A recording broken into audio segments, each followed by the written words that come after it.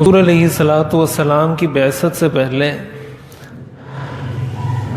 جاہلیت میں دو طرح کا ظلم کیا جاتا تھا. دو طرح کے طبقات ایسے تھے جن کے ساتھ ظلم ہوتا تھا.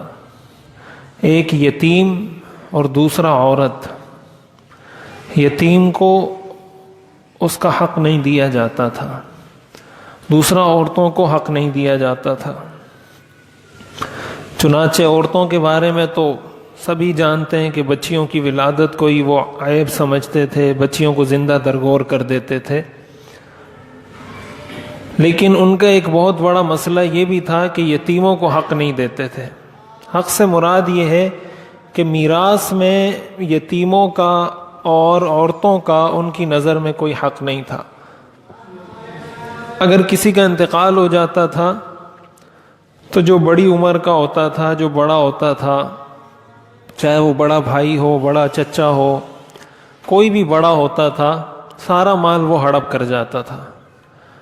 اب اگر کسی کے والد کا انتقال ہوا ہے اور اس کے بچے چھوٹے ہیں تو اب اس کے جو چچا ہوتے تھے وہ سارا مال دبا لیتے تھے، بچے کو کوئی حق نہیں دیتے تھے.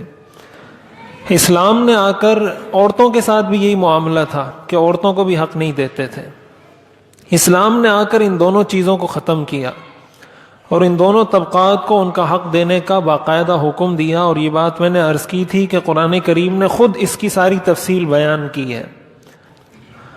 اور اگر کسی کا انتقال ہو جاتا ہے اور اس کے بچے پیچھے یتیم رہ جاتے ہیں تو پیچھے رہ جانے والوں کو شریعت نے اس بات کا حکم دیا ہے کہ ان یتیم بچوں کا میراث میں جتنا حق بنتا ہے اس مال کو وہ ان کے لیے محفوظ کریں، اس مال کو ان کے لیے سنبھال کر رکھیں.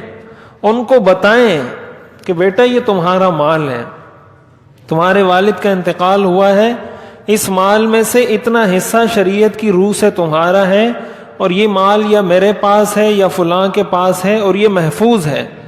اور جب آپ کو اتنی سوجھ بوجھ ہو جائے گی، قرآن کریم میں اللہ تعالیٰ نے ارشاد فرمایا وَابْتَلُوا الْيَتَامَى حَتَّى إِذَا بَلَغُوا النِّكَاحَ فَإِنْ آنَسْتُم مِّنْهُمْ رُشْدًا فَادْفَعُوا إِلَيْهِمْ أَمْوَالَهُمْ وَلَا تَأْكُلُوهَا إِسْرَافًا وَبِدَارًا أَن يَكْبَرُوا.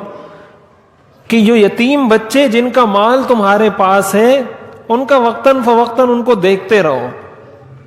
جب تمہیں یہ اندازہ ہو جائے کہ اب ان کے پاس اتنی سمجھ بوجھ ان کو آ گئی ہے، ان کو اپنے نفع نقصان کا پتہ چل جاتا ہے، ان کو پتہ چلتا ہے کہ یہاں پیسے لگانا نقصان کا باعث ہے، یہاں پیسے لگانا فائدے کا باعث ہے، جب اتنی سوجھ بوجھ ان کو ہو جائے فَادْفَعُوا إِلَيْهِمْ أَمْوَالَهُمْ، یہ سورہ نساء کی آیت ہے، تو ان کا مال ان کے حوالے کر دو.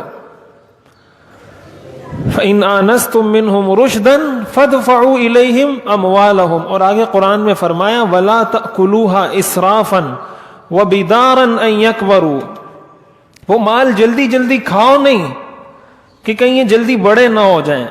قرآن انسان کی نفسیات جانتا ہے. انسان کے پاس جب ایسا مال آتا ہے تو وہ کہتا ہے یار جلدی جلدی کھا لو، کل کو یہ بڑے ہو جائیں گے تو پھر ہم سے مانگیں گے. آج تو یہ بچے ہیں، ان کو کچھ نہیں پتا پیسے کیسے کسی سے لیا جاتا ہے، پیسے کی کیا اہمیت ہے. کل کو بڑے ہو جائیں گے تو ہمارے گلے پڑیں گے، پہلے سے ہی قصہ نمٹا دو. اور ہمارے ہاں اس کی صورت کیا ہوتی ہے؟ ہمارے ہاں اس کی صورت یہ ہوتی ہے کہ جو چیزیں ہیں اپنے نام کروا لو. کوئی زمین ہے، قرآن نے اس سے منع کیا ہے. ہم بالکل قرآن کے ساتھ بالکل دو بدو مقابلہ کرتے ہیں، بالکل سیدھی سیدھی لڑائی قرآن کے ساتھ کرتے ہیں ہم لوگ. قرآن نے کہا ہے کہ اس کو جلدی جلدی ہڑپ مت کرو، اس ڈر سے ان یکبروا کہ یہ بڑے ہو جائیں گے. اب یہ ہماری نفسیات ہے نا، کسی کا انتقال ہوا تو باقی ساری چیزیں بعد میں، جو بڑے ہوتے ہیں، جو چچا ہے، جو بھائی ہے بڑا، وہ سب سے پہلے یہ کرے گا کہ جو پراپرٹی ہے وہ اپنے نام کر دے گا. اب جب اس کے نام ہو گئی، کل کو بچہ، مجھے کل پرسوں ایک صاحب نے مجھے مسئلہ پوچھا کہ میرے والد کا انتقال ہوا تھا اور میں اس وقت 10 سال کا تھا، میرے دوسرے بھائی بڑے تھے، انہوں نے ساری پراپرٹی اپنے نام پہ کر دی. اب کیا میرے شریعت کے لحاظ سے اس میں کوئی حق بنتا ہے یا نہیں بنتا؟ تو مجھے 1 روپیہ بھی میرے بھائیوں نے نہیں دیا اور سب کچھ اب انہوں نے اپنے نام پہ کر لیا. تو یہ اسی چیز سے تو قرآن نے منع کیا ہے.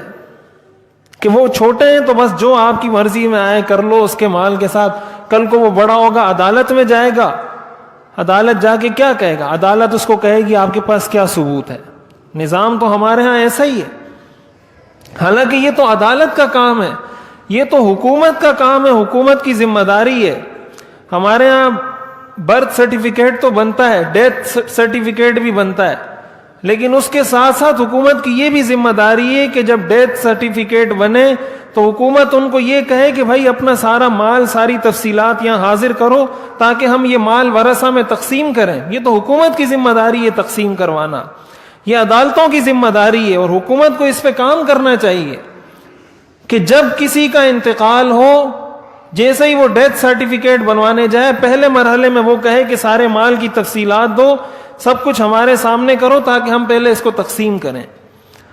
اب قرآن نے یہ کہا ہے لا تأکلوها اسرافا وبدارا ان یکبروا, کہ اس کو جلدی جلدی کھاؤ نہیں, ان یکبروا اس ڈر سے کہ وہ بڑے ہو جائیں, اور ہم اسی ڈر سے اس کو اپنے نام کروا لیتے ہیں, اس کو اپنے قبضے میں لے لیتے ہیں. جب وہ بڑا ہوتا ہے وہ بیچارہ کیا کرے؟ تو اس سے قرآن نے منع کیا ہے.